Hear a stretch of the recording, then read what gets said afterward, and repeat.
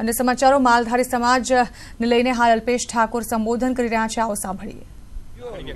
જે રીતે આજે માલધારી ક્રાંતિ સભા રાખવામાં આવેલી, ગુજરાતનું ગૌચર એ કરોડપતિ ઉદ્યોગપતિઓને ટોકનના ભાવે આપી દેવામાં આવે છે, મફતના ભાવે આપી દેવામાં આવે છે।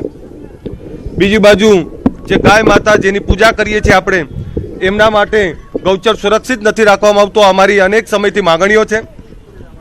મુદ્દો એ છે કે ગરીબ સમાજો જ્યારે એક થાય, ગરીબ સમાજો જ્યારે પોતાના અધિકારની વાત કરે, ત્યારે એવા સમાજોને આજે મંજૂરી નહીં આપીને એવા સમાજોની એકતાને તોડવાનો અને એમને રોકવાનો જે પ્રયત્ન થયો છે, હું એવું માનું છું કે આ ખૂબ જ નિંદનીય આ પ્રકારનો પ્રયાસ કર્યો છે સરકારે આનો જવાબ આપવો પડે। સરકારે જવાબ આપવો પડે કે આ ગૌચરને સુરક્ષિત કઈ રીતે કરવાના છે। સરકારે જવાબ પણ આપે કે ગુજરાત માટે કાયમી કૃષિ નીતિ કેમ નથી, ગુજરાતની અંદર આ ગૌચર બચાવવા માટે નક્કર પોલિસી કઈ બનાવવા માંગે છે એ પણ જવાબ આપે।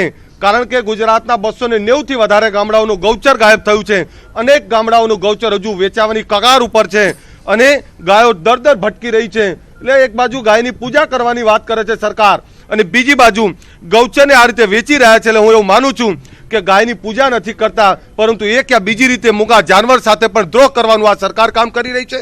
આજે જે માલધારી સમાજ જેની અંદર આવતા અનેક સમાજો છે, એ ચાહે રબારી, ભરવાડ, આહિર, ચારણ, ગઢવી, જેટલા પણ સમાજો છે, આ સમાજો એ પોતાના અધિકાર માટે લડી રહ્યા છે। સમાજો એક થવાની વાત કરી અને એવા સમાજોને આજે મંજૂરી નહીં આપી અને એક પ્રકારે એ પર દમન કરવાનો જે પ્રયત્ન કર્યો છે, હું માનું છું આ નિંદનીય પ્રયાસ છે। આના માટે સરકારે માફી માંગવી જોઈએ અને આ સમાજો સાથે જે પ્રકારનો વ્યવહાર કરી રહ્યા છે, આ દુર્ભાગ્યપૂર્ણ વ્યવહાર પણ બંધ કરવો જોઈએ। અમારી સ્પષ્ટ વાત છે કે ઓબીસીમાં આવતા ગરીબ સમાજોના અધિકાર માટે સરકાર જાગૃત બને।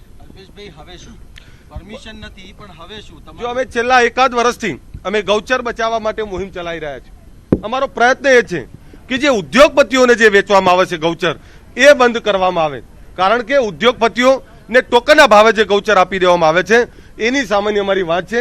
અનેક વાર અનેક સમયે ગૌચરને સારા શૈક્ષણિક કાર્ય માટે પણ ક્યાંક ફાળવવામાં આવ્યું છે, ક્યાંક એ ક્યાં બીજી રીતે સારા સત્કાર્ય માટે ફાળવવામાં આવ્યું છે, ત્યારે અમે ક્યારેય નથી બોલ્યા। પણ આજે જ્યારે ઉદ્યોગપતિઓને આ ગૌચર વેચવામાં આવી રહ્યું છે, ત્યારે અમે એવું સ્પષ્ટ માનીએ છીએ કે આ ગૌચરને ખાવા માટેનું આ ષડયંત્ર છે। એટલે આવનારા સમયની અંદર આ તમામ મુદ્દાઓ પર અમારું એકતા મંચ લડાઈ લડશે। અમારી બહુ સ્પષ્ટ વાત છે, આના માટે